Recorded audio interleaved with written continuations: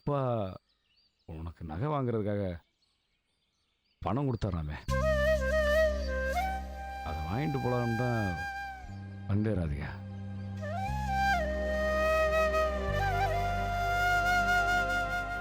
நாங்கள் வேணா அந்த வீட்டை திருப்பிட்டு 1 வருஷத்துலேயோ 2 வருஷத்துலேயோ அந்த பணத்தை அப்படியே உங்ககிட்ட திருப்பி கொடுத்துறேன் ராதிகா. ஆனால் இப்போ பணம் கொடுக்க முடியாதுன்னு மட்டும் சொல்லிடுறாங்க. கையெழுத்து கும்பிட்டு கேட்டுக்கிறேன். குடும்பம் இப்போ தெருவில் கிடக்கு, எப்படியாவது பணத்தை கொடுத்துறாங்க கெஞ்சி கேட்டு. ஐயோ என்னங்க இது, யாரோட காசையே கேக்குற மாதிரி இப்படி கெஞ்சி கேக்குறீங்க? இது உங்க காசு, உங்க அப்பா நம்ம கல்யாணத்துக்குன்னு எனக்கு கொடுத்த காசு. இதை எதுக்குங்க நீங்க இவ்ளோ தயங்கி தயங்கி கேக்குறீங்க? உங்க காசை உங்களுக்கு கொடுக்க மாட்டேன்னு சொல்றதுக்கு எனக்கு எந்த உரிமையும் கிடையாதுங்க. நீங்க இருங்க, நான் போய் எங்க அப்பா கிட்ட கேட்டு பணத்தை எடுத்துட்டு வரேன். குடு, எல்லாத்தையும் குடு.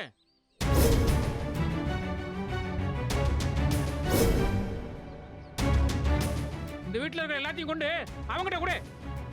அவன் அவனோட வீட்டை காப்பாத்திக்கிட்டு அவன் பொண்டாட்டி புள்ளையோட சந்தோஷமா இருக்கட்டும். நீங்க உட்கார்ந்து அழுதுகிட்டு.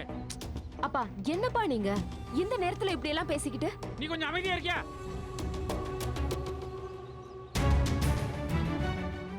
நீ என்னைய நினைச்சிட்டு இருக்க மனசுல? என் பொண்ணு நீ காதலிப்ப, ஊர்ல இருக்கிற எல்லா இடத்துக்கும் கூட்டிட்டு சுத்துவ. சரி, சின்னஞ்சிறுசுக்கு ஆசைப்படுதுன்னு உங்க 2 பேருக்கும் ஊர் அறிய நிச்சயதார்த்தம் பண்ணி வச்சா, நீ என்னடானா உன் அப்பா சொன்னான்னு அவ கழுத்துல தாலியை கட்டிட்டு அவ கூட சந்தோஷமா குடும்பம் நடத்திட்டு இருக்க. அப்போ என் பொண்ணு வாழ்க்கை இவ்வளவு நாளா உனக்கு எங்க நினைப்பே வரல. இப்ப வீட்டை காப்பாத்தணும், நிலத்தை காப்பாத்தணும்னு சொல்லி பணம் தேவைப்படுறப்போ எங்க வீட்டுக்கு வந்து நிக்கிறியா? ஏப்பா இப்படி எல்லாம் பேசுறீங்க? நீ சும்மா ராதிகா, உனக்கு ஒண்ணும் தெரியாது. எல்லாத்தையும் நான் பேசிக்கிறேன். இல்லைங்க, அப்படிலாம் ஒன்றும் இல்லை. வீட்டை காப்பாற்றணுன்றதுக்காக. உங்க வீடு, உங்க நிலம், உங்க வாழ்க்கை, இதுதான் உங்களுக்கு முக்கியம். அடுத்தவன் எக்கேடு கெட்டு போனாலும் உனக்கும் உங்க அப்பனுக்கும் எந்த கவலையும் இல்லை, அப்படித்தானே? எல்லாரும் உங்க வாழ்க்கையை மட்டும் பாத்தீங்களே, பொண்ணு வாழ்க்கையை பத்தி கொஞ்சமாவது நினைச்சு பாத்தீங்களா ஐயா? உங்க குடும்பத்து மேல எவ்வளவு நம்பிக்கை வச்சிருந்தா அவ, கடைசியில இப்படி ஒரு நிலைமையில கொண்டு வந்து நிப்பாட்டி வச்சிட்டீங்களா ஐயா? இனி யாரு அவளுக்கு மாப்பிள்ளையா வருவான் சொல்லு பாப்போம். இவளை எப்படி கரை சேர்க்க போறோம் நினைச்சு நினைச்சு என் மனசு பதறுதுயா. என்னையா நான் இவ்வளவு பேசிக்கிட்டு இருக்கேன், அமைதியா இருக்க, ஏதாவது பேச. இதுக்கு எல்லாத்துக்கும் பதில் சொல்லிட்டு உன் பணத்தை நீ வாங்கிட்டு போ.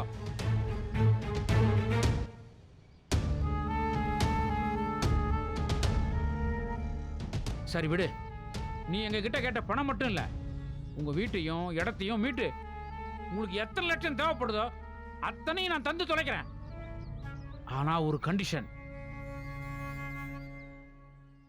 என் பொண்ணு கழுத்துல நீ தாலி கட்டணும்.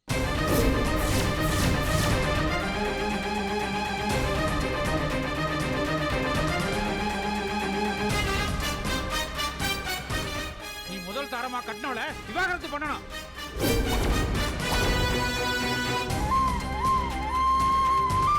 அவளோட அதுக்கப்புறம் எந்த தொடர்பும் வச்சுக்காம என் பொண்ணு கூட மட்டும்தான் நீ வாழணும்.